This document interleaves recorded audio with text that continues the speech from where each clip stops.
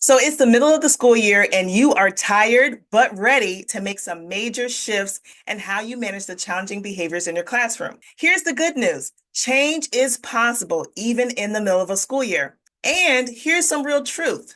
It is going to take some commitment on your part to experience the change you want to see in your classroom. That's why in today's video, I am sharing with you 5 commitments that you can make today that will make a lasting impact on student behaviors in your classroom coming up next.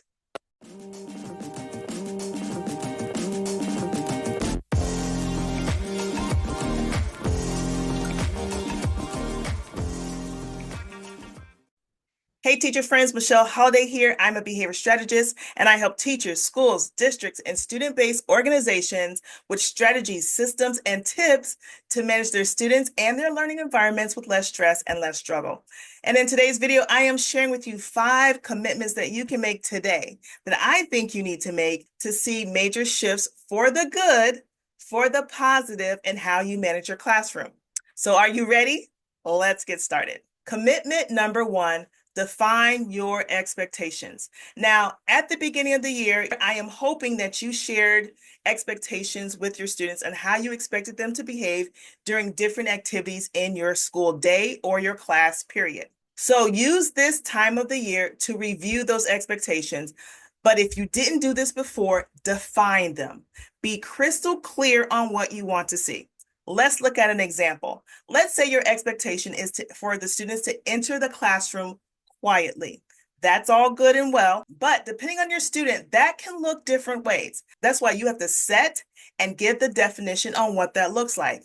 It could look like they greet you at the door, voice level 0 until the bell rings. It can look like waving to their peers, but still staying on voice level 0 when they enter the classroom, go to their desk, and begin the do now. Whatever you choose to do, just make sure that you have a definition for your expectations and you share it with your students. Here's the challenge for this first commitment. For the next 15 school days, review your definitions for expectations with your students. Now, if you have 15 expectations, you don't want to do that. But start with your top 3 to 5 expectations and review them on a daily basis. This should not take you more than 5 minutes. Here's the key. Try to vary the method that you use for the review. So some days it might be a journal prompt. Another day, it might be a bingo game. Another day, it might be find someone who. Another day, it could be fill in the blank. You get how that works? The key is to consistently, on repeat, review the definitions with your students, but do it in different ways so that it stays interesting and, if you can, keeps your students engaged. Commitment number 2, be proactive, not reactive. It is time out for waiting for the behavior to start before you figure out how you want to respond. I want you to shift your thinking around, and now I want you to focus on prevention and not reaction. Yes, it is important to know how you're going to respond to different behaviors, but also I want you to start to identify what are the challenging behaviors in your classroom. Take a few days, take a week to list those out. Observe your students, observe the patterns, and make a really good list of the behavior challenges or the problems that you're having in your classroom. Whether you have 3 problems or 50 problems, don't worry about that, because your next step is to prioritize the top 1 to 3. Those are the behaviors that you're going to work on decreasing and replacing in the next weeks or month or so of the school year. So after you figure out these are my top 3 behaviors, then say, okay, what will the replacement behavior be? Then begin to look at your routines, your activities, and say, okay, do our routines reinforce the behavior I'm looking to see? Do I have activities in place that reinforce or increase the behaviors I want to see? And if not, you need to start creating them. I know for me, I had to add certain classroom jobs to my list. I had to include some teaching behavior time because my students didn't have the skill set to demonstrate the behaviors that I wanted to see. Whatever that looks like for you, identify your problem behaviors, prioritize them, then replace them, and then look at what are some things that I have in place to reinforce or increase the behaviors I want to see. And then it's implementation time. You're going to take those weeks, you're going to take that month, and you're going to focus on it consistently. Commitment number 3, reinforce positive behaviors on repeat. So that means that you are going to be on the hunt for positive student behaviors, especially those replacement behaviors that you chose from the previous commitment. Find at least 3 ways that you can reinforce behaviors you want to see. The easiest way to start is verbally, visually, and as an experience. It looks like verbally acknowledging the positive behaviors, whether that looks like verbal praise or simply saying, you know what, I really appreciate how you followed those directions today. Then visually, you can create a chart, a checklist. It could be on the wall. It could be on the student's desk.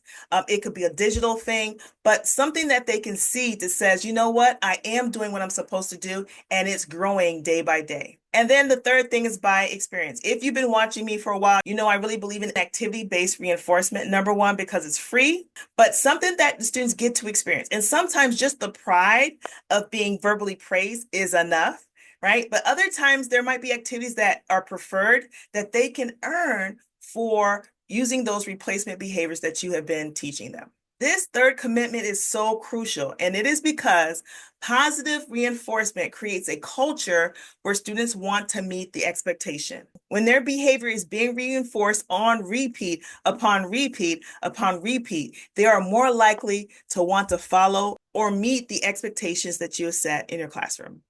Now, I just want to say this. There are some students who may want to push back at this because they want to do what they want to do, how they want to do it, and it isn't working for you or how you set up your culture. Here's one tip I want to give you today, and that is to let their actions speak louder than their words. Because oftentimes our students will make these comments to try to distract or disarm you when it comes to implementing your classroom management system. Keep that in mind and pay more attention to their actions than their words. Commitment number 4, reflect and adjust regularly. So you're going to have to make time to stop and reflect on what is working and not working in your classroom. As the leader, you owe yourself that much. And yes, I know our time is limited. I know you're tired. I know you're frustrated. But to get to the bottom of it, you're going to need to stop and say, okay, what reinforcers are working? What strategies are working? What routines and activities are working? And then flip it and say, what's not working? What replacement behaviors are they not using? And then once you have an idea of what's happening in your classroom, then you can adjust accordingly. So that may mean picking up new strategies, dropping some other strategies. That might look like changing your routine or changing a seating arrangement. That may look like changing how you arrange your schedule. By reflecting and adjusting, you are setting yourself up for tremendous success when it comes to your classroom management. And commitment number 5, invest in your own growth. Now, if you are a part of a school culture where you are being well fed in terms of professional development and community circles and all the things that help edify you and help you grow as a teacher, that's great. But if you're not, you need to invest in your own growth.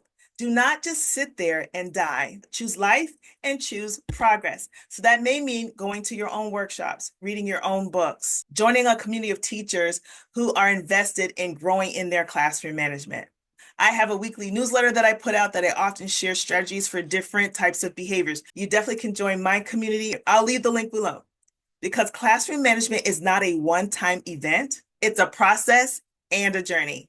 And the more you grow, the more you build your classroom management toolbox, the better you will be equipped at handling the different behavior challenges that come your way. So by adopting these 5 commitments, you'll be well on your way to cultivating a classroom that thrives academically and behaviorally. Remember, classroom management is not about perfection. It is about progress. And if you're ready to take your classroom management to another level, feel free to register for my live workshops or my on-demand workshops. I'll leave them in the link below. And if you like this video, don't forget to subscribe, like, comment, and share it with a teacher friend who may need it.